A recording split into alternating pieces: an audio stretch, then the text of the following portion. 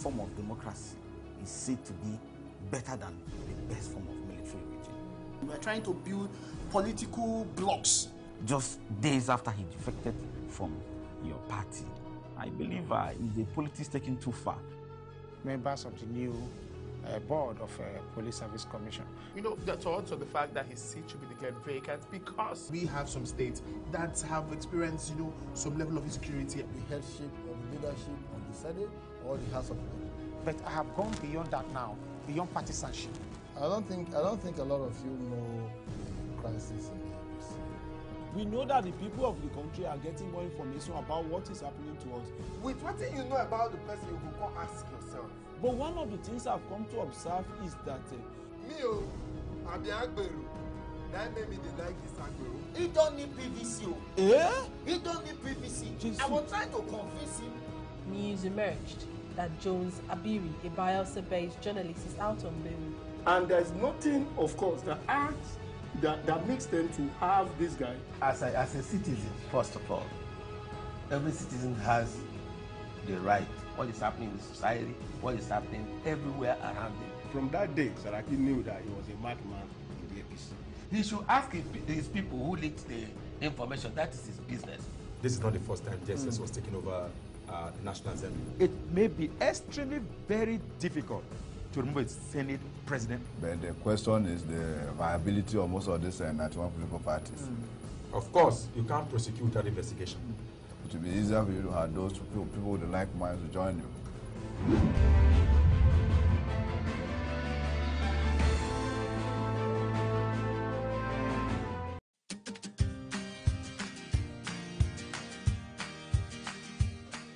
People of Nigeria, I hear say they don't back Odin.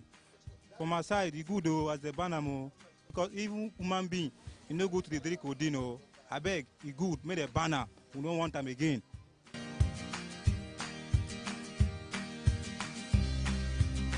A lot of Nigeria youth that have been taken into codeine have caused a lot of havoc to them, even to the society in general.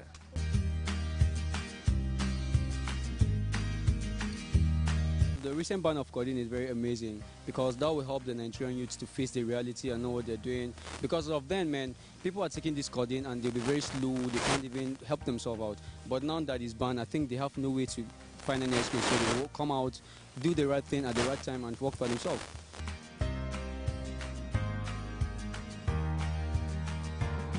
I feel happy about the ban of codeine in Nigeria because it has caused so many harms to our youth out there. They over-abuse it. For those it may affect, they can go for other alternative of cough syrup. It's not only codeine that is in Nigeria that is cough syrup.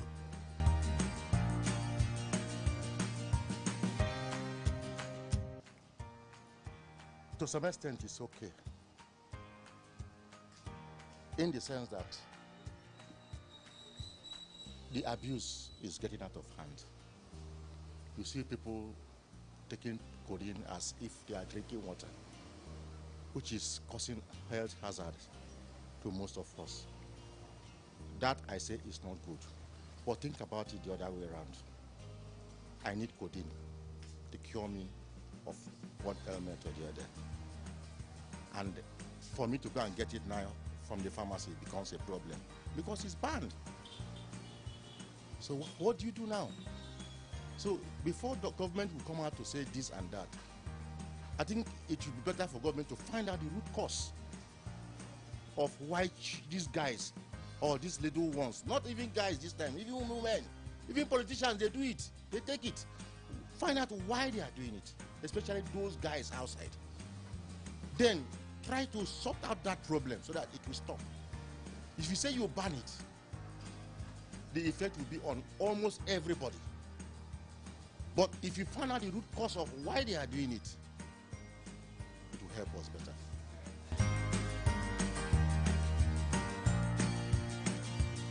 I think the recent ban of codeine is one of the most positive things this government has done so far. And it's a very, very good thing because it will actually curtail drug abuse. Because if you look at Kano and Lagos State right now, they're among the highest abusers of drug and Katsina State is a very good thing for the youth, and it will definitely grow the level of efficiency and self-sustenance in the country.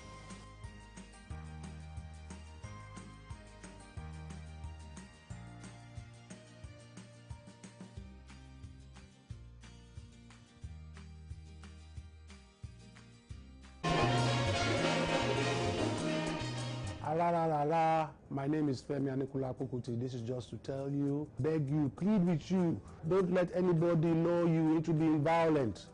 It's very important for us to have a peaceful elections. We need to think about the future of this country, of our children. We can be a great nation. And the first step is desist from being violent. Let's have a peaceful elections.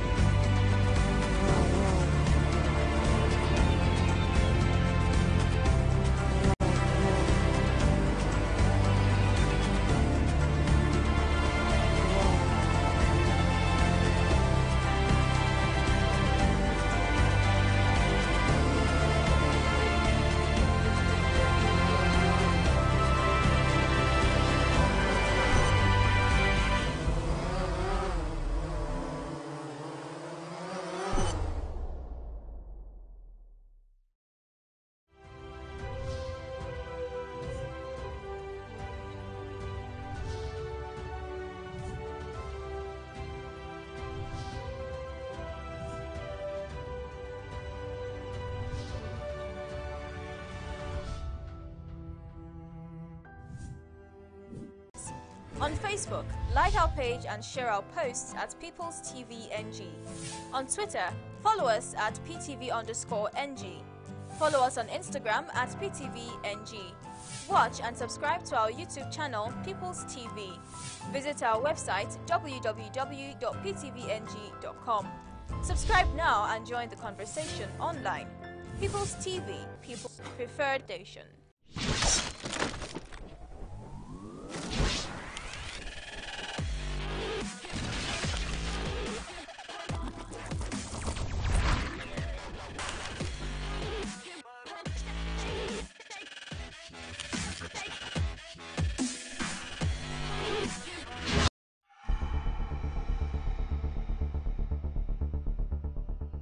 You're watching People's Television, your people's preferred station, powered by you.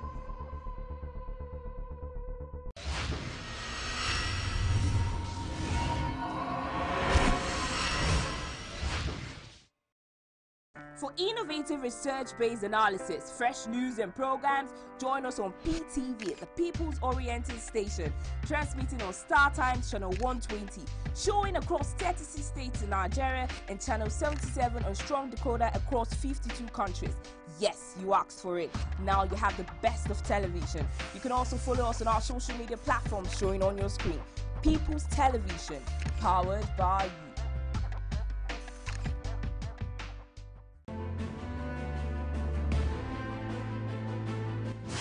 Soldiers helping Nigerian forces fight Boko Haram. We will have to persuade Nigerian legislatures. This is coming together of people who are engaged. Executive order should comply with the law. I personally dissociate myself completely. Personally. From this interview, because you have there had hardly been any administration.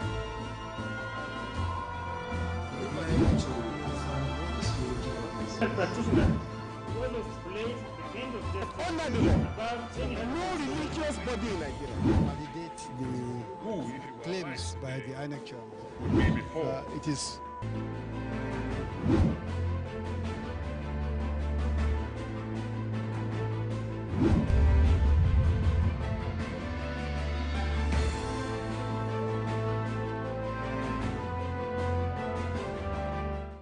Do you know that PTV remains the best place to showcase those lovely goods and services of yours? Yes, with our visibility in 36 states of Nigeria and over 50 countries of the world, we definitely have the tallest reach. What are you waiting for? Book your adverts now.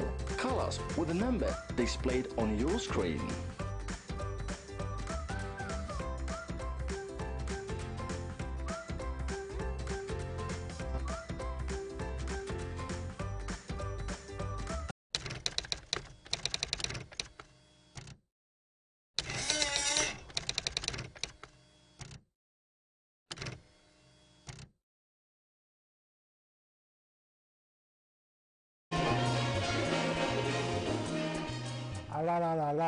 My name is Femi Anikula Kokuti. This is just to tell you, beg you, plead with you. Don't let anybody lure you into being violent. It's very important for us to have a peaceful elections. We need to think about the future of this country, of our children. We can be a great nation. And the first step is desist from being violent. Let's have a peaceful elections.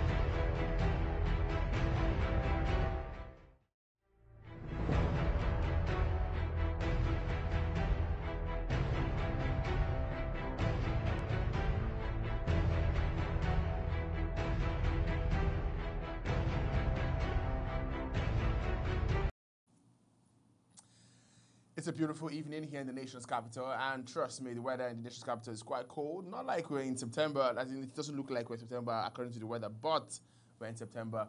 It is the 11th day in September. The political scene is really interesting. There's so much drama going on, and there's so much to talk about when it comes to politics. Presidential aspirants are already submitting their forms, talking about President Buhari, who officially received his own today and accepted it. Also talking about Atiku Abubakar, who submitted his own, and also Saraki, who has submitted his own as well. All of this drama, trust me, just makes the politics really interesting, and the game of politics one to watch out for. Like they say, the PDP is the one party in serious dilemma right now, owing to the fact that they have to go through a lot to pick out their candidates. They're opting for consensus according to feelers that we get, But the consensus that they want to opt for may not go down well with people like Alhaji Atiku Abubakar Basaraki and Kwankwaso have come out to say that, you see, we don't really mind. If you want to go by it, it's fine. We'll go by the rules of the game. But Atiku seems to be sticking with the fact that he wants the primaries to hold, you know. But anyways, we'll keep you abreast and updated. This is The Conversation. My name is Daniel Wawasa, and there's a whole lot we're talking about. But we're looking at vote buying. It's been on the front burner. It's been a major issue. INEC a few days ago addressed the press and said some very strong statements. The INEC chairman made a comment. He said he would make a statement with Osun elections. Don't forget that the Ekiti elections, widespread vote buying matter, it was the issue of the day. And many observers that were at the elections also came out to say, yes, vote buying was what we saw. But many have questioned the fact that we had over 50,000 security operatives and no one was arrested. No one is being prosecuted for vote buying. Is it that vote buying is not a crime yet? Do we need a legislation like INEC has proposed to say they need a law to empower them to arrest and prosecute people who indulge in vote buying? Nevertheless, we saw a similar thing at the by-elections that took place in Bauchi, Katsina, and Kogi State. All of these things has not been speaking well about our elections. But let's take you through that speech that was made by the INEC chairman when he assembled the press and also leaders of political parties, where he told them that he would make a statement with Osun elections as regards vote buying.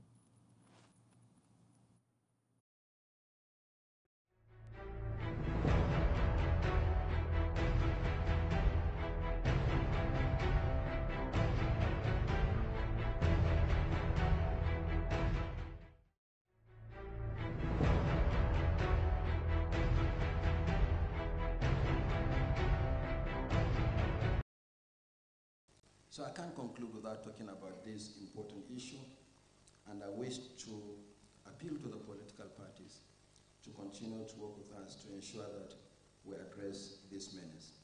We are looking forward to the Osun State governorship election to make a very definitive statement on vote buying. We are right now working with the security agencies.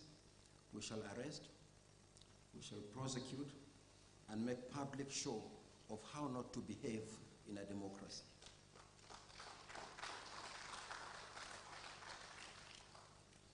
We will make a big statement on vote buying in the Osun governorship elections. And when the time comes, don't say you are not forewarned. You are forewarned. Whoever is involved, we are going to make a very powerful statement. We can't carry this menace into the 2019 general elections. And Osun is going to be the laboratory for us to test all the processes that we intend to introduce to address this menace of vote buying.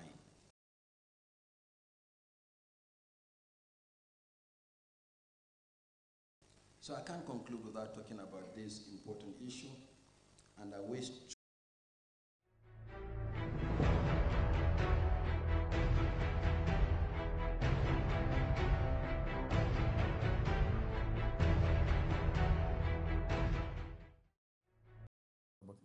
Okay, welcome back. You saw that there, the INEC chairman saying that he will make a statement with Osun elections, meaning that the INEC will be out now to look out for them. But Ekiti is gone, Osun is here. How can we make this better? What are we to look out for? The Inter-Party Advisory Council, IPAC, had its new leadership a couple of days ago, and it's more like the major issue now with IPAC is that they are coming out to speak firmly against vote buying. I mean, it's what is in the front burner right now. Anyway, I'm being joined by a political affairs analyst and one who, has monitored all of these elections and has seen all of the processes and experience, has details on all of this vote buying. We'll be talking about this. He is Austin Aigbe. He's here on The Conversation. Welcome, Austin. Nice to have me. Thank you so much. I appreciate it. Now let's talk about, let's take a look at the Ekiti scenario now. Okay. Where did we get it wrong? Is it INEC? Is it the security agencies? Is it the political parties? Is it the polity? I mean, could we go so low as that? Well, you just removed the citizens. Yes, the polity. Okay. We. Yeah, the polity. Okay. You mean your response is the polity are the people. Okay, yes, fine. people. First, if you go to a market and there is no product to buy, you go home. Very true. So if there's product to buy, there's a likelihood that you're going to offer a certain amount of money for exchange of that product. It's either in the days of the trading by way of bargaining, or the trading of trade by barter. You offer something to get something. Let me state without equivocation that vote buying is not new in Nigerian politics. It's not. If you remember, many years ago, maybe from 1999, we had tomatoes, we have onions, we have salt, we have rice as exchange for votes. But now, because of maybe the monetization policy of the federal government a few years ago, so citizens have also responded that stop giving us rice and all of that, then monetize it. Since we are now in the era of monetization of votes, politicians, as you will always know, they will buy just anything. I thought when they used to use rice and salt and goods and foodstuff to coerce, I thought it was more like some other name, not buying, you know. It was appreciation. Either of them is wrong. The Electoral Act stipulated clearly we don't need a new law to address vote buying. The Electoral Act clearly states that when you offer any form for vote, whether it's resource, whether it's money, whether it's in kind or in cash, it's wrong. There's a law against that already. So we don't need a new law. What we need is enforcement of those regulations, enforcement of those laws. They're already there, but INEC do not have the capacity. Then who does the law empower? The police. But we had over 50,000 combined security forces in Ekiti State. I agree with you. There were 30,000 police, plainclothes, clothes without arms. We had the military, we had the civil defense, all mobilized. But the question is, who is responsible? It is the police. The civil authority is the police. INEC will only rely on the police to take those actions. Otherwise, nothing can be done. INEC do not have the prosecutory power. Especially, look at the INEC is to conduct election. That is the high point of their role. That is why there's a bill right now before the National Assembly called the Electoral Offences Commission. Electoral Offences Commission, right? That bill, once passed into law, certain roles of INEC will be ceded to this commission to prosecute offenders of whether it's not just vote buying, electoral violence, and all of anything that has to do with electoral violence. That commission takes charge. INEC, as it stands now, cannot. It registers political parties. It conducts election. It supervises political parties. It gets voter register. It clean up PVC. INEC is the tax to INEC right now is just overburdened. And that's why, as advocate, we are asking for the unbundling of INEC. Unbundle INEC. Get INEC to conduct just elections. Give another authority the responsibility to get voter register cleaned up. We have that already. We have ECOWAS state like in Mali who runs that. Separate organ running elections, all cooperating. In Nigeria, we want one agency of government or of the state running everything. It is not realistic. And INEC has acknowledged that. But I think let me hold on to the statement made by the INEC chair, Professor Yakubu, whom I have great trust in. Whether I like it or not, you may have other views, but I think I trust the fellow because of the statement, consistent statement he has made, and he has worked to see that actualized. For example, ahead of a dual election in 2016, there were certain statements that were made, and he aligned with it. He followed through. This was going to be done, that was going to be done, this was going to be done, and all of those statements he made, all of them, he did all. So as we continue to grow, don't forget, as INEC puts structure in place to avert certain of those malpractices, politicians put structure in place not to bend the rules. Politicians don't bend rules. Politicians don't break rules. They only bend it. Okay. They just bend it. And you guys say, did you break the rule? No, I didn't break the rules. For example, you just mentioned about group buying forms for certain candidates. That's bending of rules. Who are these groups? What organizations are they? Are they registered organizations? Are they with CAC? Where would they group buy fund for anybody? Where did they get funds? Where did they get the fund from? Can we begin to trace that? That's the responsibility of EFCC. So all of this trajectory had agencies of government who monitor them. You can't appropriate those to INEC, for example. You can't. And they can't even do it because it's not within their mandate. I'll give you a quick scenario. Just yesterday or today, I think, Senator Sani tweeted. There a group of young men came to him that, see, he already bought his form. The group of young men, according to him, who are begging for bread, came to him and said, Senator, can you let us say that we are the one who bought the form for you? And the senator said, oh, no worry. I don't need it. Because that's become a tradition. All you need to do is just that when they buy your form, you just shed some tears and use some white hanky to wipe the tears, and you're okay. And people just clap. Does buying a form amount to an endorsement of which kind of groups? Who are these groups? We need to unmask these faces of this group. We need to identify who are their sponsors. We need to probe them. And that's the responsibility of the Economic Financial Crime Commission, not ES, not INEC. To deal with vote buying, we must get down. However, INEC has responsibility. I'm not just totally excluding them from the blame. They have responsibility to de-insecticide the process of vote buying. For example, if you go to the polling unit, where you have the cubicle where people vote, we need to find a way to reposition that. Not find a way, we need to reposition that. We need to reposition it. We don't need to find a way. We just need to reposition it. And recently we are told, ahead of our election, that they were going to have a policeman close to there who monitors that. And I told them outrightly, please do not involve the police. Because in Ekiti, like you rightly mentioned in the intro, we saw police officers who were present, and in fact, uniformed people, uniformed personnel, who were directing voters to certain locations where they're going to pick money from. So there was a collabo between the politicians and the security architecture. What do we need to do? We need to find a way. I use the word find a way because I'm not responsible. INEC has got to change the dynamic, the setup of the cubicle. I'll give you an experience, if it's to share the experience of Mali. In polling units that is resident in schools, the presiding officers, the election management officials, the political parties, the observers were housed in a classroom. All of the voters were outside. You can't communicate that this one has voted for you, therefore take a tally and then go to a certain location and then get your money. Create a barrier where there is no communication between the agents and the outside world and the outside polling unit. When you do that, whoever votes has voted in vain. What they do in Ekiti, you just vote and go home. You vote, even if you show it, nobody's going to give you any tally.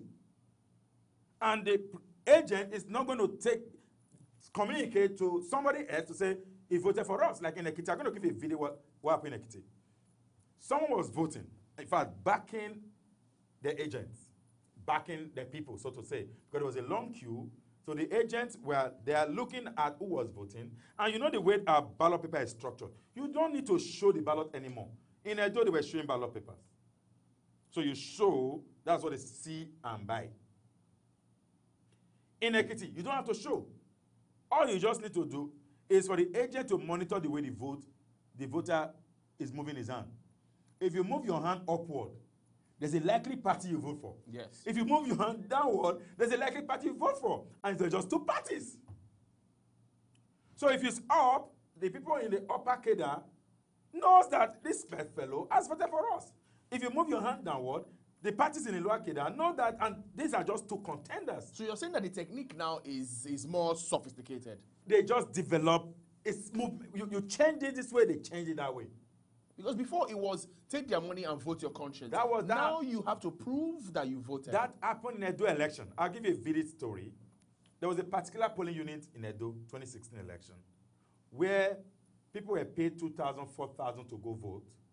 They all were collecting the money and they passed by the person sharing the money, go straight to where the presiding officer were, collect the ballot paper, go to the cubicle and vote the opposite political party. Towards the end of polling, around 2 p.m., these guys saw that their opponents were winning in spite of the fact that the opponents were not there sharing money. You know what they did? They destroyed the whole paper. They burnt down the paper, the ballot papers, and the ballot box. Tore every other material and scattered everything in anger. You know why? Because the people had deceived them. So communication immediately went out. That stop giving people money. Let them show evidence that they voted. So that moved immediately towards the nook and cranny of the state of Edo, and the system changed. People had to now show, to demonstrate that they actually voted for the candidate who had given them money. Then, that moved, if you remember, it moved to Ondo. Ondo was clear. It was see and buy.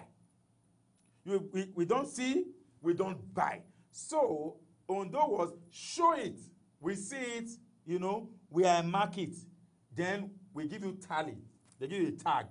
You go to a certain location where that tag is collected from you and money is given to you in exchange for the vote you made earlier. So that moved to Anambra. Anambra was a different ball game. I think the Alambarians are, you know what they say, that Igbo people like money, even though the argument is that even we that are not Igbo, we don't like money. Even though all of us like money. Yeah, but we that like money, we pray that the money will come and meet us. That's one echo. Yes. There's that discussion that only the Igbos like money. It's not true, everybody like money. Very true. That's why there's vote buying across board. But Anambra taught us another lesson. Anambra was you pay before going to vote, and there was a high level of commitment of the voters. So there was no cheating. I collected money from you as high as 5 to 10,000. You go in, so there was really no see and buy in Anambra. You didn't notice where people were showing up because all of the deal had been done before the person. So the person won't even appear at the polling station if he has not been properly mobilized. Okay. So Anambra was different. Then we moved to the Ekiti, which became the height of vote buying and vote selling. Ekiti knew that the only way to undermine the people, it was not to trust the people, because politicians needed to also be very conscious of not wasting their money because it's such a huge investment. Show us your ballot. But what they did was, when you want to vote, create a space so that the man or the woman who is an agent of our party, whoever party it was, can see where you vote. And the parties were doing it. In fact, most reports stated clearly 2 major parties did it. But why was it in Ekiti that it blew up? What happened that it didn't come to the fore with Edo, with Ondo, and with Anambra? It didn't blow up in Ekiti. That's why I started by saying that vote buying started a long time ago. It didn't, just that it's just getting worse. I just gave you a narrative of Edo. In 2015 election, there was vote buying. People on queue were handed envelope in certain states of the federation. They were handed envelope. Go to Lagos, they were envelope with campaign picture of those candidates who were handing out money in envelope. And from what we also heard, some voters claimed that dollars were given to them. That's in Lagos. So in all of the states, they were vote buying. Just that when you look at staggered elections, it's different from the general elections. In staggered elections, all eyes there. For example, in Edo, all eyes was in Edo. Every state, the remaining 37 states, including the Federal Capital Territory, making 38, and making 37, were watching Edo. So that's why you could see what happened in Edo. So when he moved to Anambra, all eyes was on Anambra. When he moved to Ondo first, all eyes was in Ondo, but Ekiti, because of certain discussion, all of the current governor, who had made a lot of statements about clinching and all of that, so all eyes was on Ekiti. Not just national observers, there were also increased numbers of foreign observers. It was a foreign observer mission who criticized vote buying at the highest level in Ekiti. Even in Osun right now, foreign observer mission had gone to meet with the REC in Osun to let him know of the consequences of vote buying. And that is why INEC is taking this as a matter of urgency. And INEC must find a way to truly deal with it. I like this statement. We are going to watch, Osun is next Saturday, 22nd of September. We're going to watch it to check whether a big statement will be made. And one way to make that big statement is that certain individuals, high-profile individuals, politicians of repute, are arrested. Now, let's talk about the fact that you said in the Constitution or in the INEC laws, the civil authority responsible for this arrest is the police. Yes. What do we do in a situation where, like we have mentioned, the police is aiding and abating this process? You start arresting the police. INEC must develop a strategy to get maybe like a special squad within the police. I mean, the IG has special squad within the police that arrest other police officers. Get electoral trained officers who are special squad, who will arrest any police officer or civil defense officer or military officer who aid and abet. Special squad, whether they are members of EFCC, INEC is working with EFCC anyway, just to put that on record. INEC is already working with EFCC to address vote buying. Maybe that's the big statement that INEC chair want to make. INEC is also working with the satellite company to track in real time what's happening. Very true. So those could be measured technological wise. See, it may be more expensive to deploy drones in each of those units.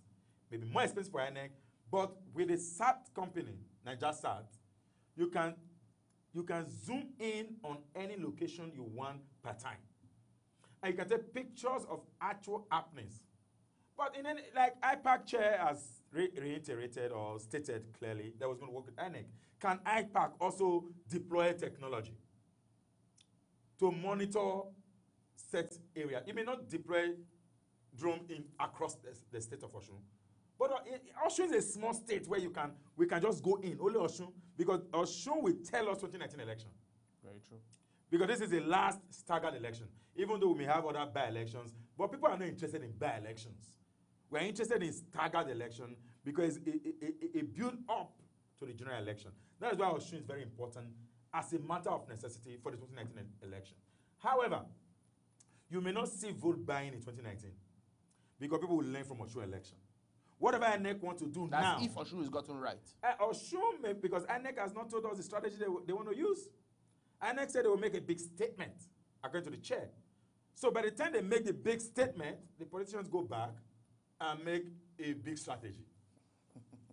Well, I think the big statement has to do with we would arrest, we would make public, we would bring it out. Anybody that is arrested, we would tell the world this person, ABC, belonged to this party and was arrested for vote buying. Cannot name. You can't name someone who is a suspect. The police may parade. INEC do not have the local standing. INEC do not have the legal backing. So are you saying there's supposed to be some sort of synergy between INEC and the police? It has to happen. The police must know that this part is their responsibility. It's not even synergy. It's their responsibility. INEC do not have police officers. INEC do not have men trained with the use of guns. INEC do not have men trained with the use of intelligence. INEC is not DSS. That is why INEC cooperate. There's an arm of ICSS. It's an agency of security committee formed, usually at the state level. The commissioner of police is the chair of that committee, and INEC is a member of it. He's a co-chair. That's the commissioner of police and the REC of the state are co-chair of that committee. So what they do is to develop security strategy. INEC cannot, and I repeat, cannot arrest anybody involved in vote buying. Okay, if you're just joining, we have been talking about how to overcome vote buying and all of the drama that has been involved with vote buying, especially with the ones that have come out to public notice, which is the Ekiti elections, and also Edo, Ondo, and all of that. Even the by-elections that took place in Bauchi and Katsina, as well as Kogi State, where we heard that as low as 100 naira and as much as 5,000 naira were given out for votes. Anyways, I'll be speaking with Mr. Austin Aigbe, a political analyst, and he's been talking about all of this. We're going on a short break now. When we come back, we talk more on INEC's responsibility and how to look into this unbundling of INEC. Maybe the job is so much. Let's go on a short break. We'll be right back.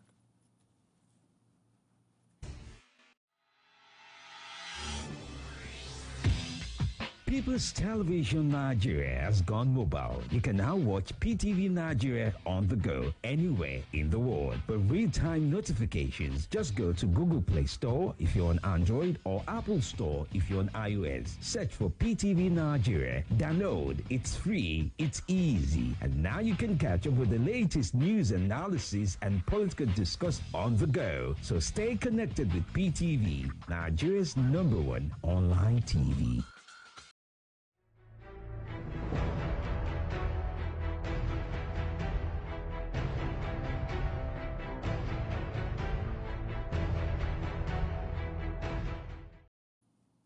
Welcome back. I've been speaking with Austin Aigbe, and he's been shedding light on vote buying, as well as ways that we could adopt and look at how we could curb this menace, electoral menace of vote buying.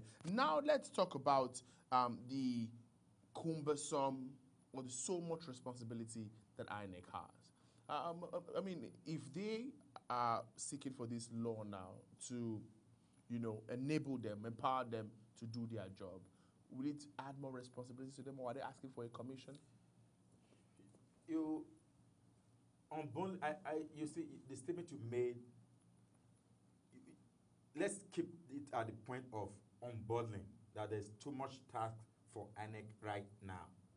In all of those tasks, there is no responsibility that ensure prosecution.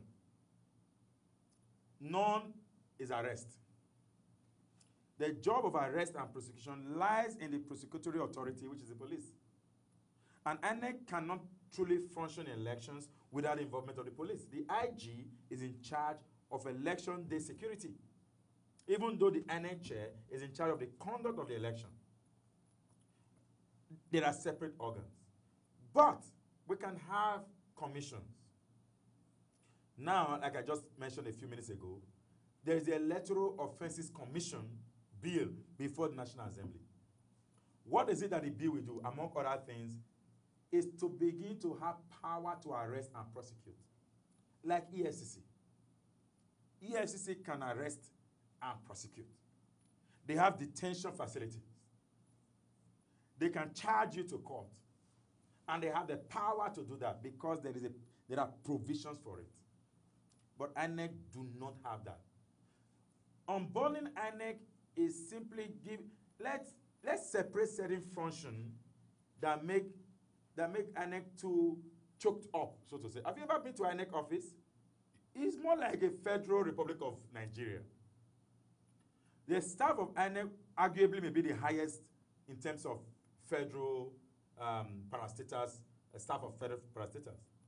The national office of INEC is so filled up that some staff don't even have a proper office, let alone all of the states, including Federal Capital Territory, because there are state electoral offices headed by the Resident Electoral Commission and has staff doing jobs in all of the states.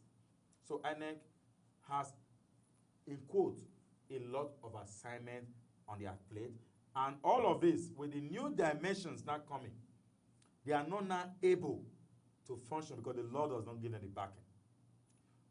Talking about registration of political party, must it be the function of INEC? It should not.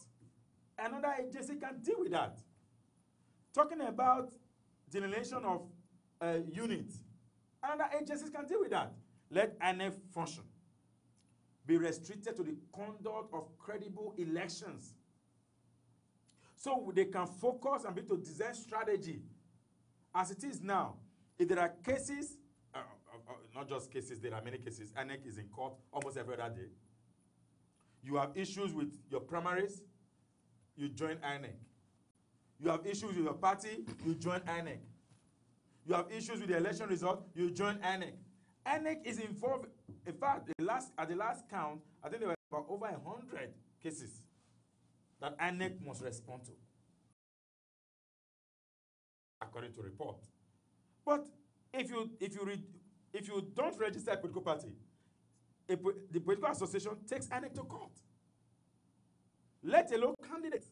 So can we break that and have an agency whose responsibility is only to conduct credible elections and put structures in place to help them conduct credible elections? They can now work with all the other agencies for effective delivery of credible elections. I say this because today it is vote buying. Don't forget we have always talked about electoral violence. INEC has overcome that strategically. With the introduction of the smart card reader, no more, arguably, ballot boxes theft has reduced drastically. In Ekiti, there were just 1 or 2 cases. In Edo, there was none. In Edo, there was none. In Ekiti, I think, in Ondo, there was none. I didn't get a report. Maybe they were, but maybe not significant. In Ekiti, we only had about 2 or 3 cases of ballot box theft. In Kogi, somebody tried to make away with the ballot box. He was killed. Which means the citizen is also responding to defending their vote, which we call what we call mandate protection. We have voted, you try to steal it, you die for it. So politicians will also now develop strategy not to go to the point of stealing ballot paper, rather to go to the voter who will vote legitimately and get to negotiate a deal. 2,000, you vote for me, but you will show me before I vote, if I pay you. You know, that's marketing. So what we need to do as INEC, or what INEC need to do, like I already tried to just to re-emphasize, is to create a platform where the voter, I once thought about 2 things. After voting, let there be an envelope that is given to the voter while the ballot paper. An envelope is issued. Once you vote, you fold your paper, put it inside the envelope before coming out. That is one way. Okay. Number 2, the cubicle can have something like curtain. You go in, you vote, you fold your ballot. So nobody sees you putting your hand up or down. This has cost implications, but these are strategies we can explore. Okay, let's talk about electronic voting now. Will it in any way curb this process? Oh, very good. I've once been apostle of electronic How come in 2018, Nigeria is still not attempting? Countries of the world are moving to analog. They're living. US may move from electronic transmission to analog. Germany does not respect electronic transmission. They still vote by paper. See, I was an advocate of electronic transmission, but certain things have happened over time. Kenya is a case of study.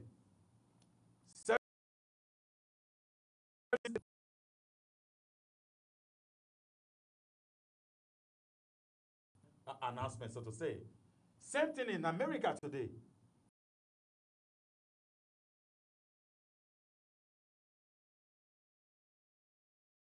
Fraudulent in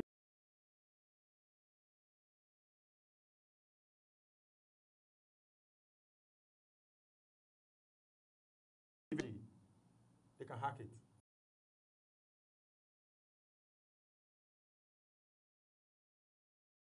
Once had people hack their website, especially leading to the 2015 election. But what do we need to do? This is it. I will support electronic transmission for real-time reporting. The way you see it in the US, you see results coming in, there's a dashboard, you see it, Republican, INEC to announce a formal result. People just see results coming in. I will like that, but this is what we can do. There is a provision by INEC right now.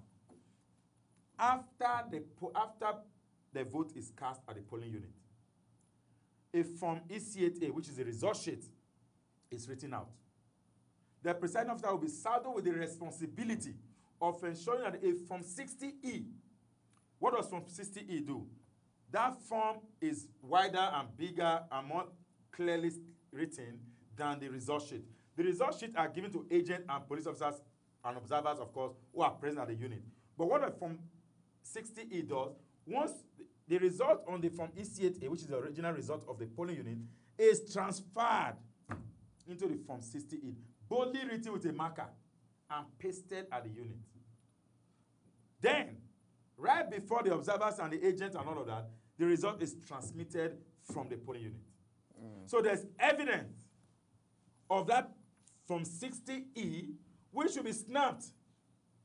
What we want INEC to do is to criminalize not pasting or not posting of that from 60E by presiding officer. Any presiding officer used must, not negotiable, must paste the from 60E so that there are references in case anything changes. Before INEC releases results, people can snap all of this from 60E across all the units and tabulate them and have results waiting for INEC to publish. So if anything goes wrong, these are evidence that can be used in court. Thank you, Austin Aigbe, for coming. Really an insightful one. I have been speaking with Austin Aigbe, political affairs analyst. We'll be talking about ways to overcome vote buying and the menace of vote buying as it affects the 2019 elections. But like we said here on the conversation, INEC has made a statement by its national chairman. Ekiti is gone now. Oshu is next in a couple of days' time. We hope to see some sort of improvement on the elections. Thank you very much, Austin, for coming one more time. Thank you. I'm honored. Thank you very much. Thank you so much for inviting me. That's much we can take. And don't forget to download our mobile app via Android and iOS. Don't forget to watch us live on our website. It's www.ptvng.com/live. The news at 8 is next. I am Daniel Wamoso.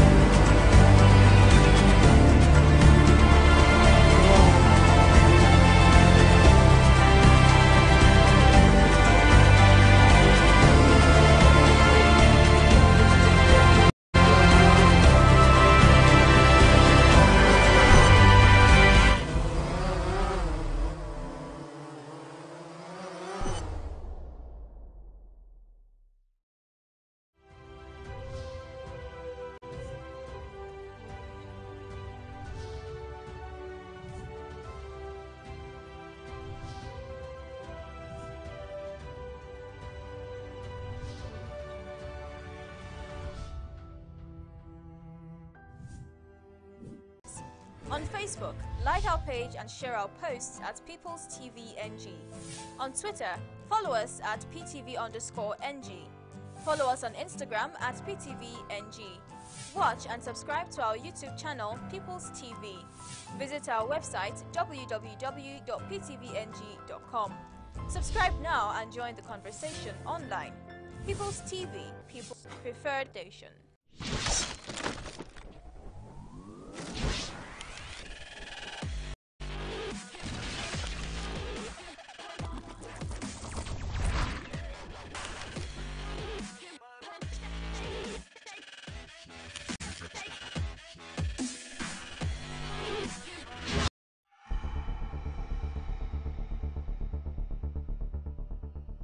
You're watching People's Television, your people's preferred station, powered by you.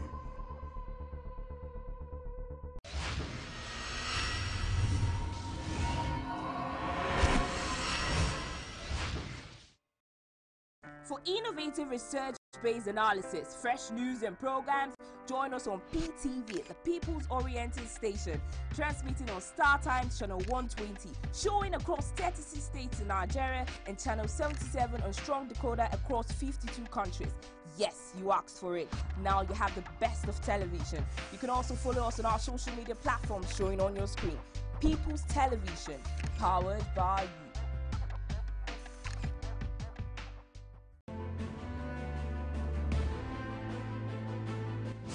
Soldiers helping Nigerian forces to fight Because Boko Haram. we will have to persuade Nigerian legislatures. This is coming together of people who are confused.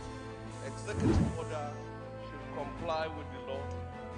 I personally dissociate myself completely. Personally. From this interview, because you have There had hardly been any administration.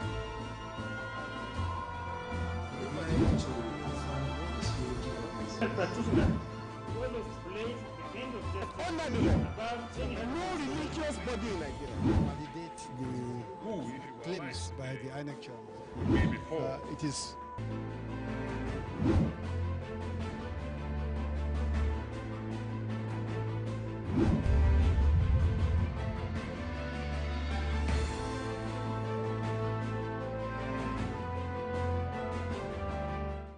Do you know that PTV remains the best place to showcase those lovely goods and services of yours? Yes, with our visibility in 36 states of Nigeria and over 50 countries of the world, we definitely have the talent reach. What are you waiting for? Book your adverts now. Call us with the number displayed on your screen.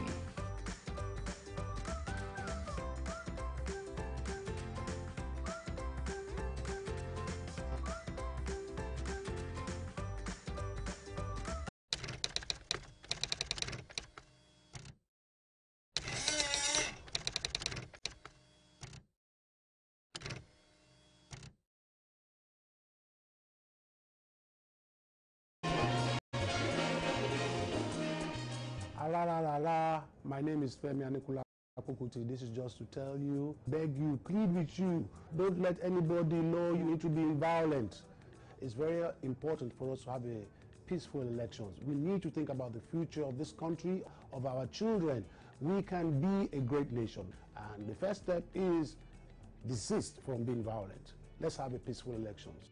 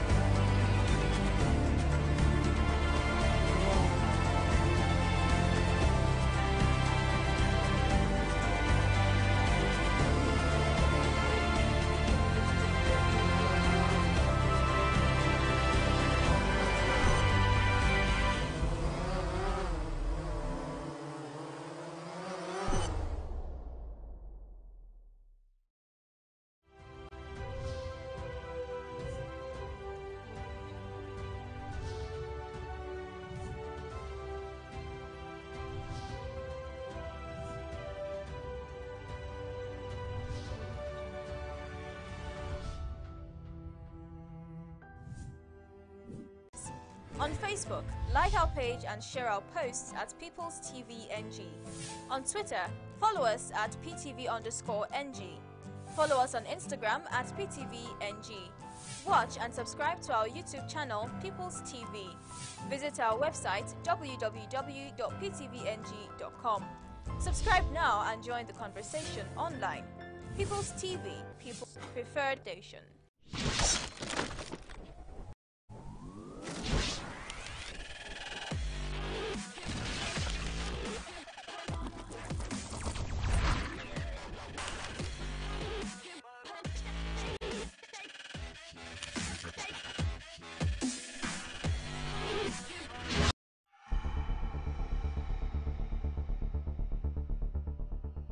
You're watching People's Television, your people's preferred station, powered by you.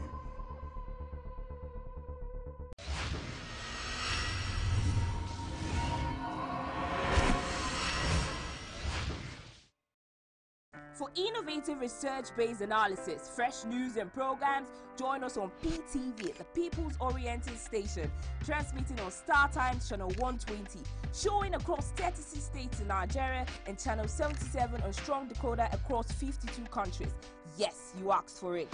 Now you have the best of television. You can also follow us on our social media platforms showing on your screen. People's Television, powered by you.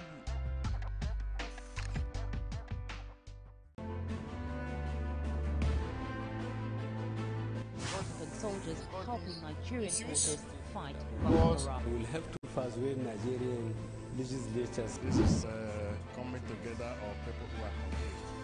Executive order should comply with the law. I personally dissociate myself completely. Personally. From this interview, because you have There had hardly been any administration.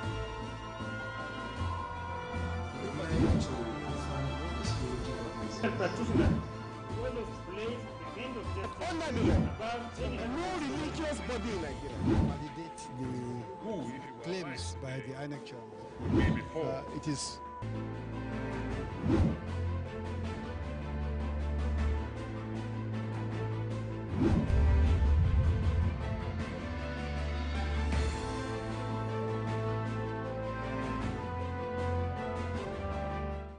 Do you know that PTV remains the best place to showcase those lovely goods and services of yours? Yes, with our visibility in 36 states of Nigeria and over 50 countries of the world, we definitely have the tallest reach. What are you waiting for? Book your adverts now. Call us with the number displayed on your screen.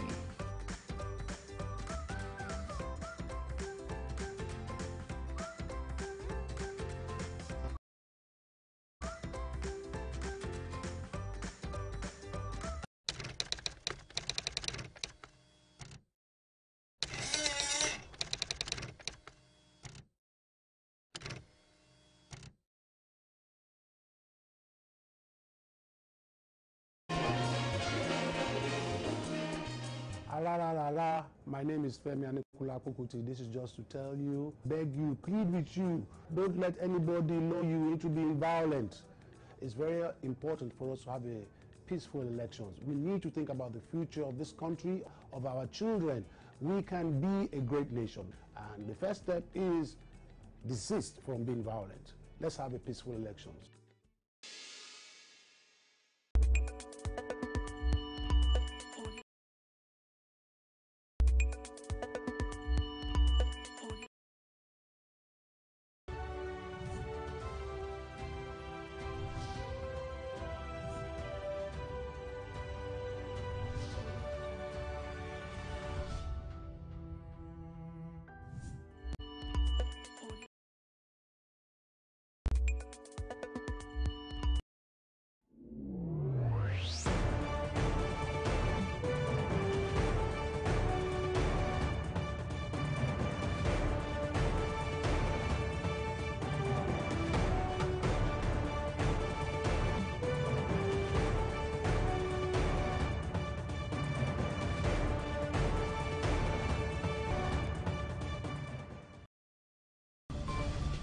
In the news tonight, worrying rides APC defectors.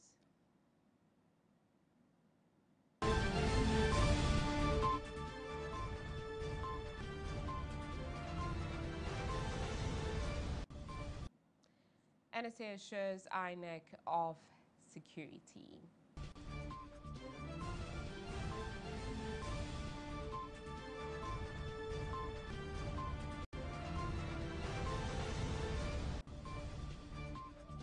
Mulu picks governorship form.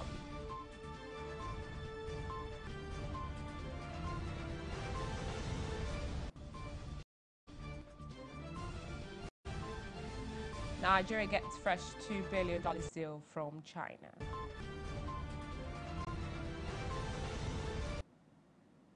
Hello and welcome to PTM. Aisha Jibrin. President Muhammadu Buhari on Tuesday accepted the presidential nomination form purchased by a group, the Nigerian Consolidated Ambassadors Network. Now he also says the opportunity to again lash out at defectors from the ruling party. According to the President Buhari, they are weak and they are selfish politicians.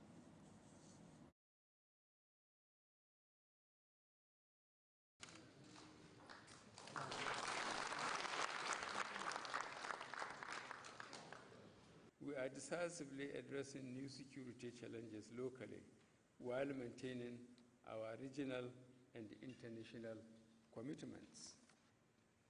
On infrastructure development, one, we are completing old rail and road projects and starting new ones. Two, we are reviving power projects which have been abandoned for decades. Three, we are developing affordable housing projects across the country. Four, we have commenced the long overdue repairs and upgrades of our sea and airports facilities. On food security, we have supported our farmers to produce. We have rehabilitated abandoned fertilizer plants. We have seen unprecedented investment in food processing. All these have led to a decline in food and other agricultural imports. Our fight against corruption is also yielding results.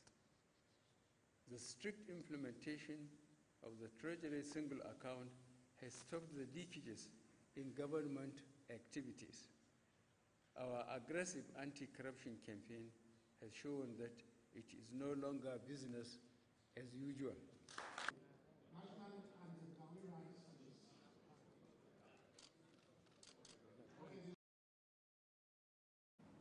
The All Progressive Congress has set conditions for the adoption of consensus candidates by its state chapters. This, according to the party, is because of the indiscriminate announcement of consensus candidates in some states. It said in a statement by its acting spokesman, Yekini Nabena, that it does not foreclose direct or indirect primaries for all elective positions. APC added the consensus will apply when no other aspirant signify interest through purchase of nomination forms for the position in question. There is a last-minute rush to collect and submit nomination forms at the APC National Secretariat.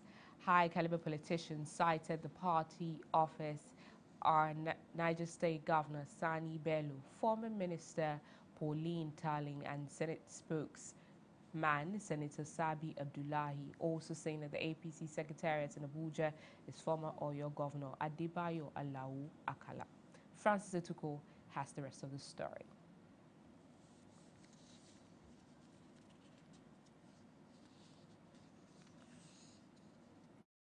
The All Progressive Congress could best be described as a beehive of activities. The early callers are some of the biggest political names in the country. Some of them provided insight into their ambition. Now that we are seeking re-election, it's very obvious when we go back to the field, we should be able to go and tell our people what we have done for them.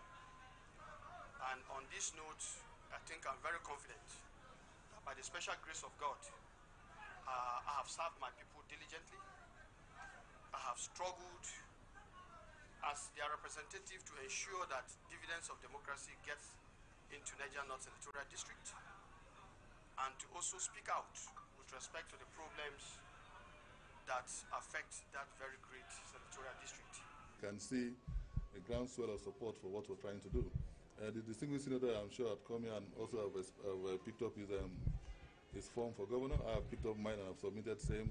Maybe there'll be one or two other aspirants, perhaps. I mean, I wouldn't speak until all of those things have taken place. But I can tell you that I have the party, the rank and file of the party faithful behind this aspiration, and it cuts across, you know, all party lines. I find people in the Labour Party supporting my aspiration. I find people in AFGA supporting my aspiration, right across, and the APC will be blessed, you know, if they have me as the candidate of the party for the 2019 governorship elections. And all the way from Ibadan is a former Oyo State governor. With respect to other Yoruba area of western the western southwest part of the country, our own Yoruba or your Yoruba is what they use in writing GC, because we are the real core Yoruba. So we don't see ourselves as Okeogun or Oyo or Ibadan. But when they want to bring in politics, they will bring that one on the front border. Anybody can become governor at any time in Oyo State. There's no zoning and nothing like zoning. If you think you are fit to be a governor, why don't you put yourself up?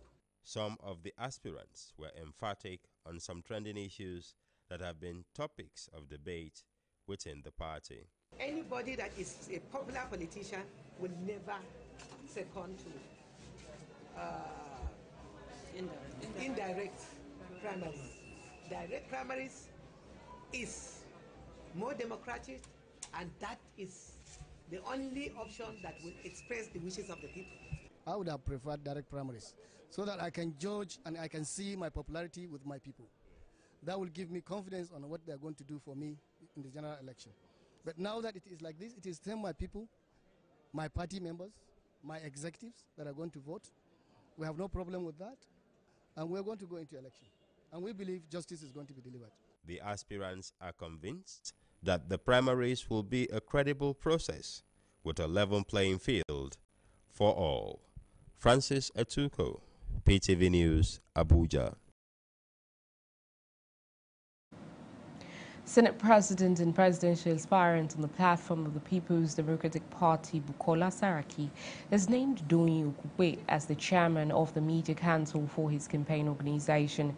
Director General of the campaign team, Mohammed Wakil, disclosed this in a statement issued in Abuja. He added that the medical doctor is expected to work with other top professionals in the team to communicate Saraki's campaign messages to the local and international audiences. Dr. Okupe was the Director of Communications of the presidential campaigns of two former presidents, Olusegun Obasanjo and Goodluck Jonathan, and later served as spokesman for the two. The National Security Advisor, Babagana Muguno, says security operatives are prepared for the 2019 elections. The NSA disclosed this in Abuja at a consultative meeting with the Independent National Electoral Commission. Emmanuel Bagudu has the details. It's been a busy month for the election umpire, and it doesn't look like they're ready to take a rest. This is the tone of security agencies to meet with INEC. Chairman Mahmoud Yakubu set the tone for the deliberations. The Electoral Act, specifically Section 26, empowers the Commission to suspend election on account of violence or threat of violence. And therefore, as a civic duty, elections can only hold where we have secure environment to hold these elections. So we'll continue to partner and continue to work with excess. As we approach the 2019 general elections, our meetings are going to become more frequent and more regular. For our part, we'll do whatever we need to do to ensure that we find solution to this challenge, including, as we have consistently said, the administration of our polling units. NSA Mungunu reeled out the plans of security agencies for the elections. Now, as the 2019 elections draw closer, there will be a greater need for us to meet more frequently to deal with whatever issues that may arise and forestall any unpleasant situation before, during, and immediately after the elections. In terms of capacity building, it is our intention to continue to build on whatever we have received from our forebears. And as a starter, there will be the Election Security Management Seminar, which has been slated for the 11th of October, which will be opened by the President. Now, the idea is for us to streamline all the areas that need to be looked at and to begin a training session for all security operatives who will. INEC is expected to meet more agencies before the end of the quarter. Emmanuel Bagudu, PTV News, Abuja. Initiator of the Not Too Young to Run Act, Representative Tony Nwulu, has picked his nomination form to run for the Imo State governorship seat under the platform of the United Progressives Party. Nwulu is the first Imo politician to collect a nomination form at the UPP National Secretariat in Abuja. As Emmanuel Bagudu reports, the federal lawmaker reaffirmed his commitment to giving young Nigerians a voice in governance.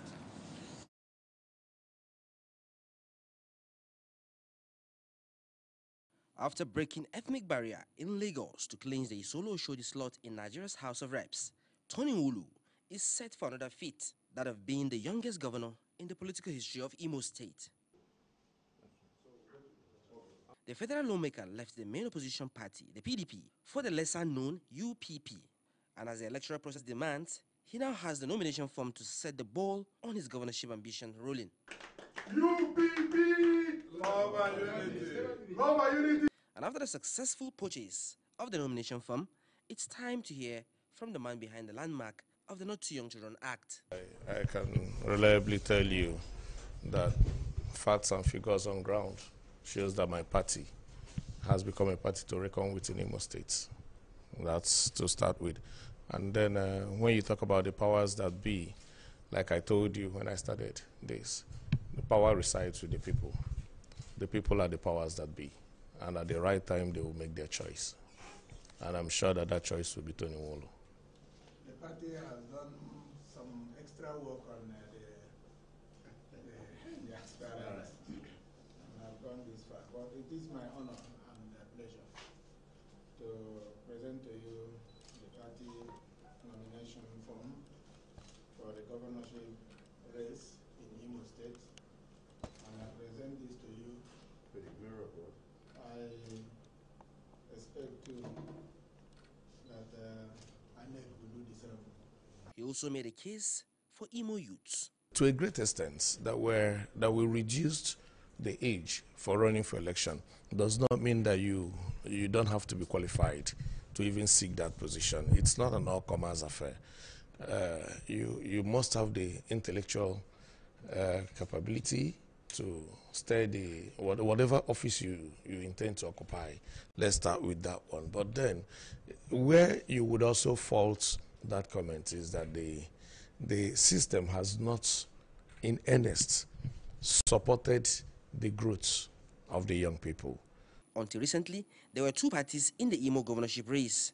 But now the party, whose logo is the tiger's head, is seen as a third force. Emmanuel Bagudu, PTV News, Abuja.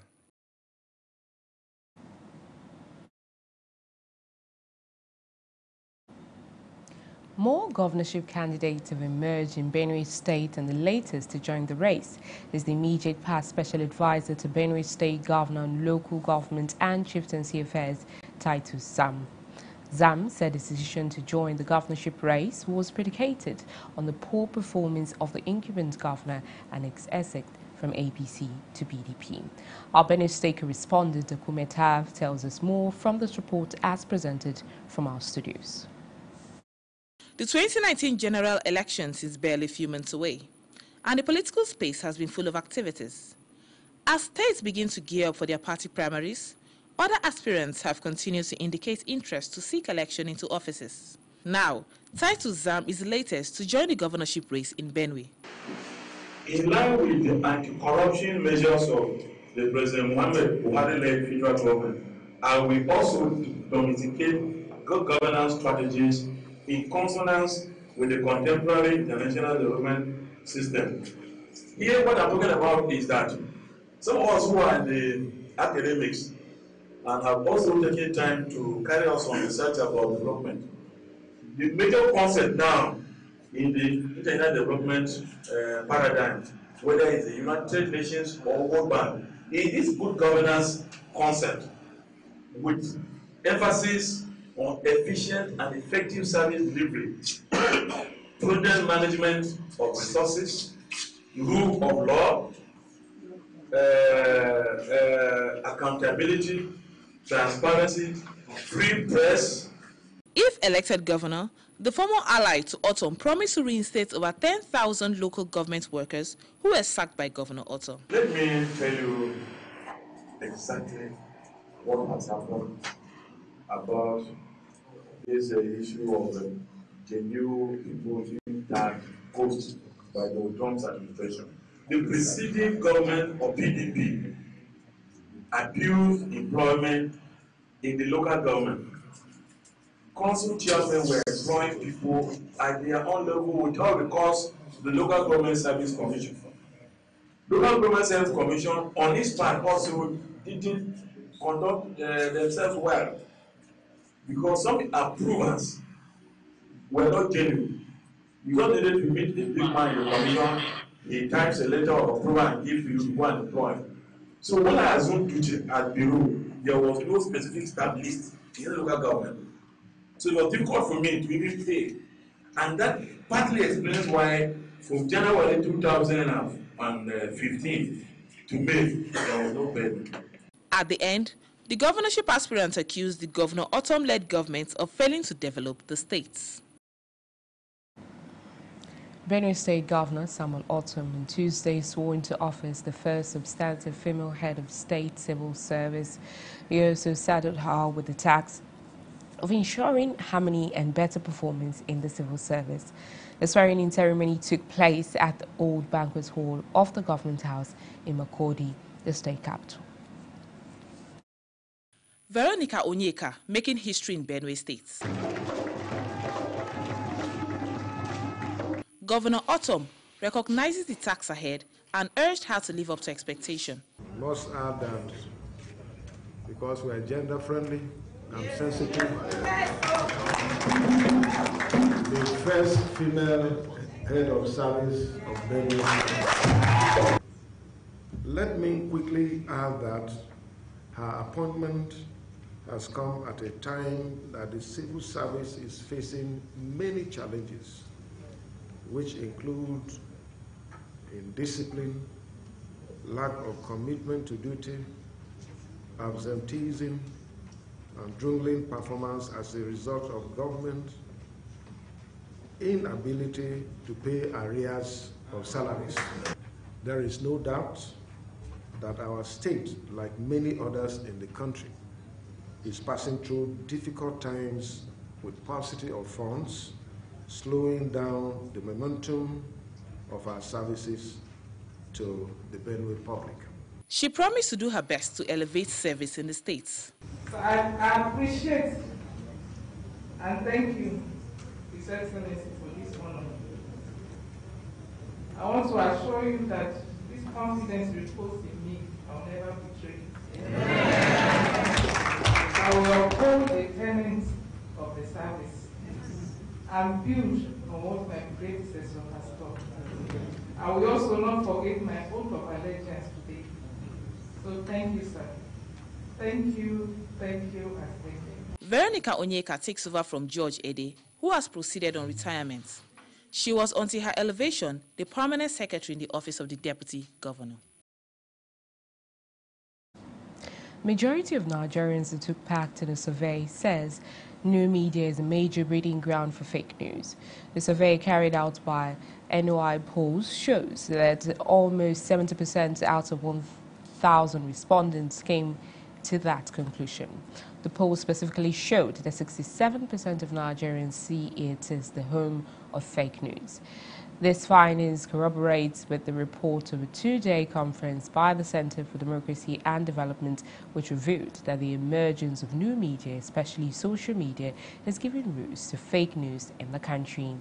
More people specifically cited Facebook and WhatsApp as the major sources of stories that were forwarded without verifying their authenticity. Conversely, the traditional media is seen as a better source of authentic news, with radio as the most preferred and newspaper the least. 80% of those surveyed agreed that fake news is capable of triggering hatred and violence, as well as panic and tension. The Economic and Financial Crimes Commission on Tuesday closed its case against former Oyo State Governor Rashid Ladoja. The politician is standing trial for an alleged 4.7 billion fraud before Federal High Court in Lagos, alongside the former Commissioner for Finance Wahid Akambi. The accused were brought before Justice Mohammed Idris on December 14, 2016, for allegedly siphoning and laundering the amount from the government coffers of Oyo State government. At the resumed trial on Tuesday, Defense Counsel Adeyinka Olumide and Bolaji Onilena told the courts they intended making a no-case submission and prayed the court for adjournment. Justice Mohammed Idris adjourned the case until September 27th for adoption of written addresses. Few days after some Abuja residents experienced earth tremor, the FCT Emergency Management Agency is still not sure about the cause.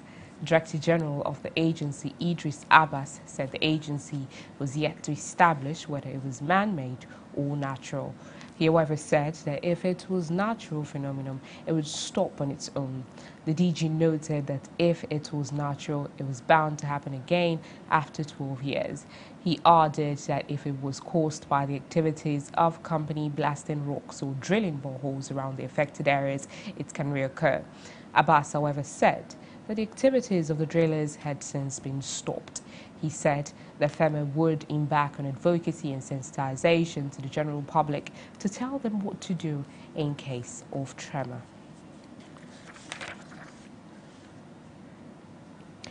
The death toll from the gas explosion in Lafia has risen to 9. Nasarawa State Governor Umaru Al-Makura confirmed the figure on Tuesday when he visited the scene of the incident to assess the level of damage. Al-Makura described the incident as unfortunate and condoled with the victims' families. He also assured survivors of the best medical attention. 17 victims with over 60% burns out of the 37 affected have since been transferred to the National Trauma Center in Abuja, but 3 among them later died. Inhabitants of Igwodun community are now a happy people. This is because one major challenge facing them for years has been addressed through a water project by a non-governmental organization. According to the donors, the choice of building the water project in the community borders on efforts to complement government strides on development. PTV's Kingsley Eben has more details. Before now, water supply has been a major setback for the people of Ovia, southwest in Edo State. But life may begin to make more meaning to them as their worries have now been laid to rest. For decades, the locals trek through kilometers in search of water. And sadly, their only source of water supply is unhealthy for consumption. Now the story has changed. You know what water is? So the value of water is what, as others value water, so we value it here. We don't have any other source of water. This is the only source of water we have. So we highly appreciate it. So much that, just imagine, see how close it is now. To travel to about, our river here is about 3 kilos. 3 kilos and not up to 5 centimeter, which is more advantageous. So we are very happy. It is, we appreciate that they are bringing this thing to us and really giving us upliftment. For the donors, water is life, and more importantly, they are interested in giving clean water to communities to help ease the stress of poor conditions. We are more interested in clean water to communities that need water because, just like you said, water is life. And this is why the LDS Charities gives water to communities that are in need of it. The project just took a few months to complete. From the arrangement when we talk about when we started the arrangement and everything, it took about 8 months altogether. The village contacted us. They contacted us. They requested for water, and LDS Charities gives water, and that's what it just does for Edo communities. So when they applied, we came here, we assessed the environment and said these people need water. And that's how we concluded about giving them water. With smiles on their faces, these residents say they would no longer go to the stream to fetch water. Even the power using the stream before, so it's now less. That's the reason. There's no much power doing that. We have the oil here with us. Please, we are very happy about it. People who MDS brings to us, they are very happy. We are grateful for that giving us this borehole. Though we getting borehole, but this one is original. So thank God for everything. Thank God for them. What they have done for us, they are certified, fully certified. With the installation of this borehole, health experts say acute infectious disease like chronic diarrhea, which can arise from chemical species such as arsenic and fluoride, can be avoided. In economy, a Chinese company is to commit $2 billion to developing industrial parks in Aba, Kano and Port Harcourt. This, according to Minister of Trade, Industry and Investment, Okechukwu Enemela, is in line with the agreement between China and Nigeria. According to Okechukwu, the parks should be operational in 18 months.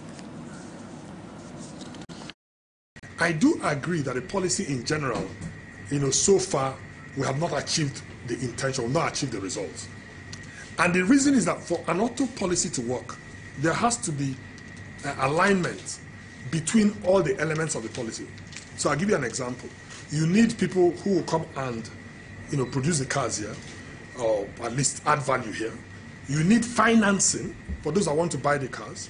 You need to make sure that people are not dumping old cars here in a way that makes it impossible for the new cars to be competitive, because every market where they sell new cars, they make it affordable, but they also discourage sort of like whatever would act as product dumping in a way that undermines the people who are trying to sell new cars. And all that, you have to orchestrate all that. So that's what we've been working on. And the reason you're hearing about the MOU with Volkswagen and all the other things you may have heard is because that work is beginning to bear fruit. I believe that the auto bill needs to be signed. I believe that the National Assembly has virtually finished the work, but it now has to leave the National Assembly and come to the President for assent. And that work is what we're following up to make sure that happens in this particular cycle.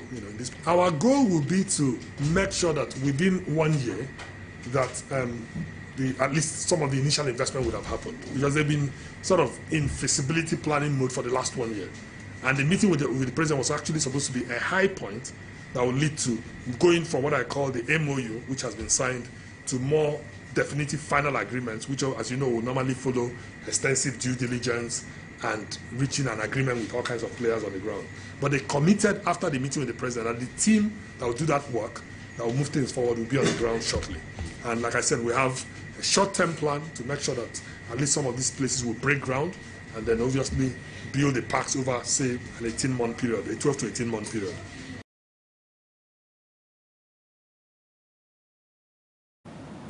The Naira on Tuesday appreciated to 363.07 Naira against the dollar, marginally at the investors' window. It was slightly stronger than 363.11 posted on Monday, but closed at 306.25 Naira to the dollar at the CBN window. It, however, weakened against the dollar at the parallel market in Lagos, trading at 359 Naira to the dollar from 358.9 Naira posted on Monday. The Naira also traded at 465 Naira and 412.5 Naira to the pound sterling and the euro, respectively, at the parallel market. The bears continue to dominate trading on the Nigerian Stock Exchange, with the all-share index declining further by 112.69 points. The index shared 112.69 points or 0.34% on Tuesday to close lower at 33,499.00 against 33,611.69 on Monday. Also, the market capitalization shared 59 billion naira or 0.48% to close at 1 trillion naira, in contrast with 2 trillion naira achieved on Monday. An analysis of the price movement chart shows that 30 stocks recorded price depreciation while 14 stocks appreciated. Nigerian breweries led the losers table with a loss of 4.5 naira to close at 88 naira per share. GT Bank trailed with a loss of 2 naira to close at 32.5 naira, while Dangote Sugar decreased by 1.6 naira to close at 2 naira per share. On the other hand, Nestle recorded the highest gain with 130 naira to close at 104.85 naira per share.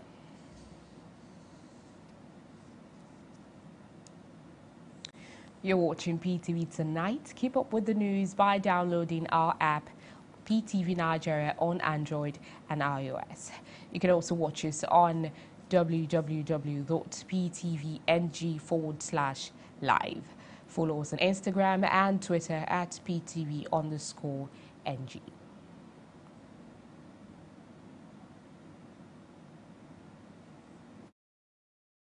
PTV Nigeria. Download. It's free, it's easy. And now you can catch up with the latest news analysis and political discourse on the go. So stay connected with PTV, Nigeria's #1 online TV.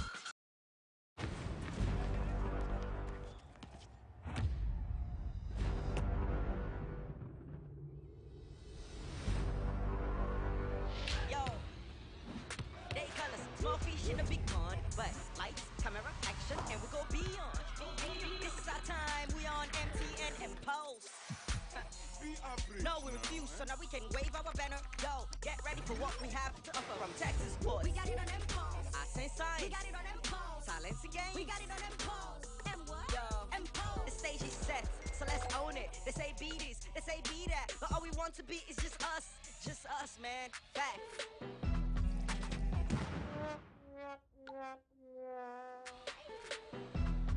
Yes, it's more.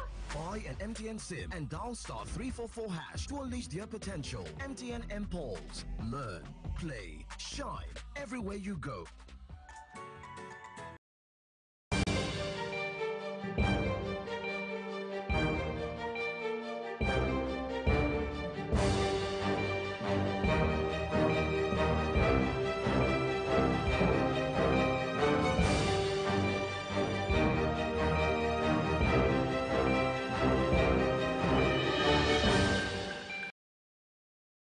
Thanks for staying. South Africa's ruling African National Congress says crime fighting remains one of the party's top priorities.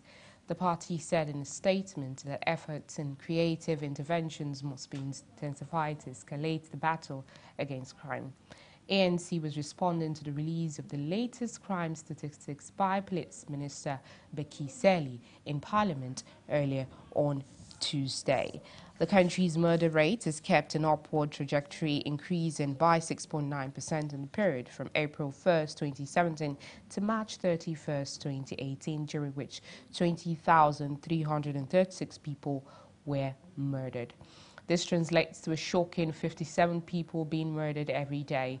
But responding, ANC says the situation demands firmer regulation on firearms and other harmful instruments. ANC also vowed to implement alternative policing measures in cases of sexual assault. An aid agency has said more than 100 migrants have died in a shipwreck off the Libyan coastal line earlier this month. Mercedes Sans Frontiers says 2 rubber boats set off on September, but one of the vessels deflated and sank. It added that 276 survivors were eventually taken to the Libyan port city of Homs, around 100 kilometers to the southeast of the capital, Tripoli. MSF says the group is now being held in arbitrary detention. The supervisors, including pregnant women, children and infants, have been treated by MSF for pneumonia or burns from leaked fuel.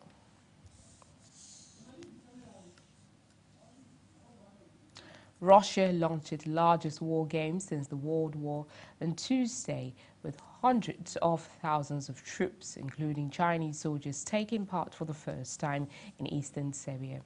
The massive military comes as tensions between the West and Russia have intensified to the highest level since the days of the Soviet Union.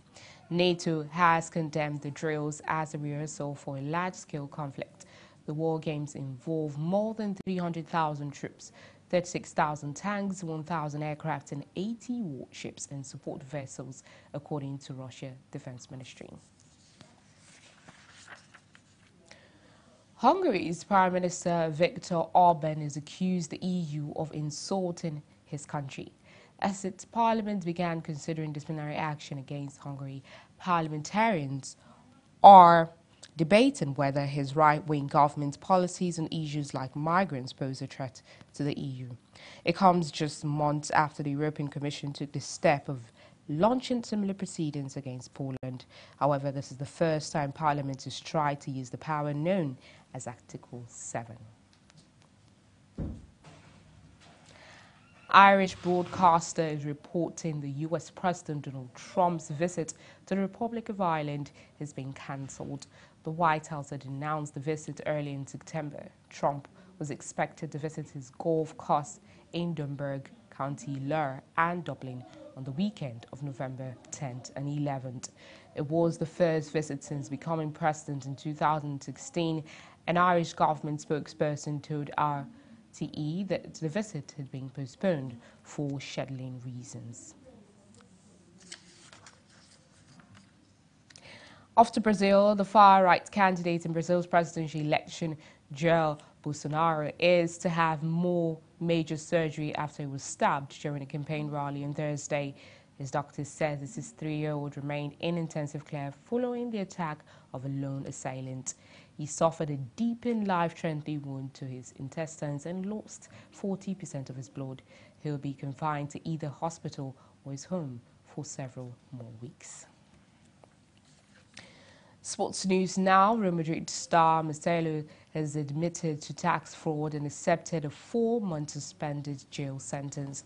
A 30-year-old Brazilian player reportedly defrauded the Spanish authorities of 490,000 euros by using foreign firms to handle his earnings.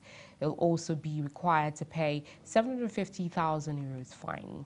He is one of the several footballers to be pursued by the Spanish tax authorities. Spanish media says Marcelo admitted to fraud and received a reduced prison term and fine as part of a deal with prosecutors.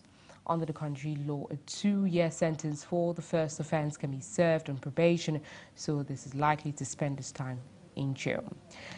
Several other footballers have been accused of tax fraud in Spain, including Lionel Messi, Neymar and Cristiano Ronaldo.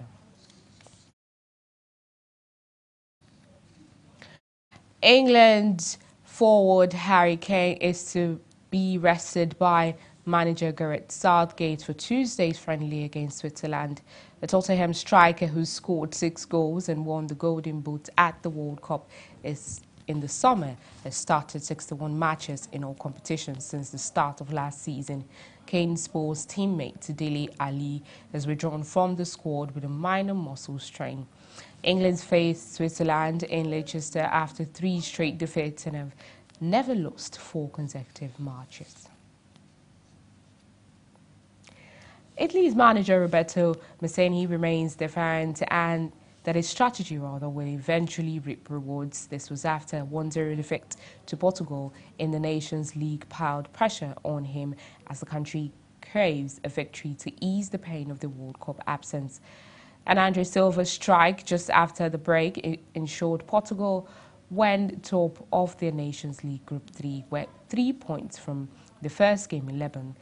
Italy has just 1 point from 2 games after being held 1-1 by Poland. After the 4-time champion failure to qualify for the World Cup for the first time in 60 years, relegation in the Nations League now looks a real possibility. But Mikel, who lost last week, complained about the lack of playing time for young Italian players. A top club remains defiant. French footballing giant Paris Saint-Germain are launching their own cryptocurrency after announcing a new partnership with Socios.com, a blockchain company based in Malta. Qatar-owned PSG, however, did not reveal the length of the agreement and how much they would make from it. The idea is to allow PSG fans to buy tokens which allow them to vote in online club surveys. For PSG, who signed Brazilian superstar Neymar for the world record fee of €222 million last year, also want to release new rewards and exclusive content through the deal, according to the club's head of sponsorship, Mark Armstrong.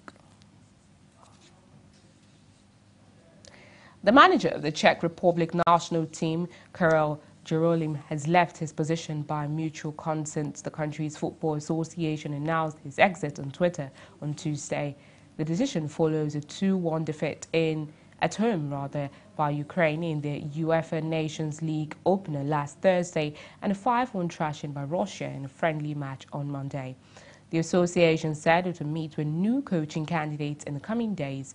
Jerolim was appointed on July 2016, but failed to qualify the side for the Year World Cup in Russia. And finally on the news tonight in cycling, Britain's Simon Yates has increased his lead at the Volta a Spena at Roman Dennis earned a convincing win in Tuesday's individual time trial. BMC Racing team rider Dennis clocked a time of 37 minutes and 57 seconds to win stage 16 by 50 seconds. Yates finished almost a minute and a half behind the Australian, but increased his overall lead to 33 seconds as Nairo Quintana and Alejandro Valverde remained second overall, with Steven Kusnok climbing to third. And that's all on the news. On behalf of PTV News production crew, many thanks for watching. Do remember to check our website www.ptvng.com. I am Aisha Jibrin.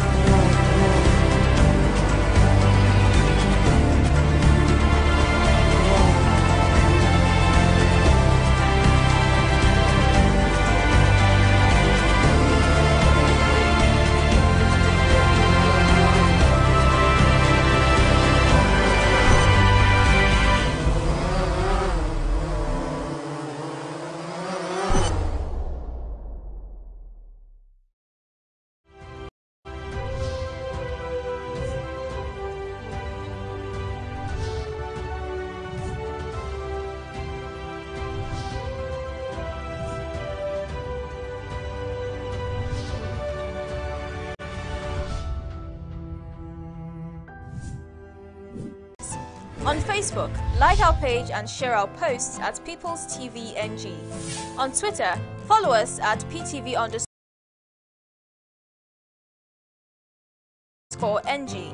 Follow us on Instagram at PTVNG.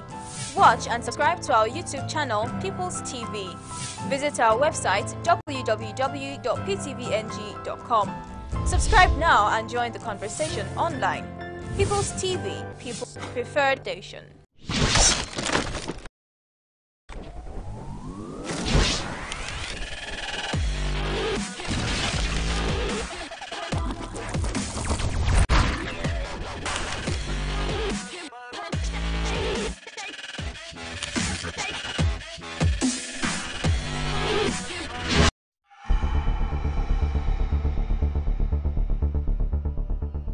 You are watching People's Television, your people's preferred station, powered by you.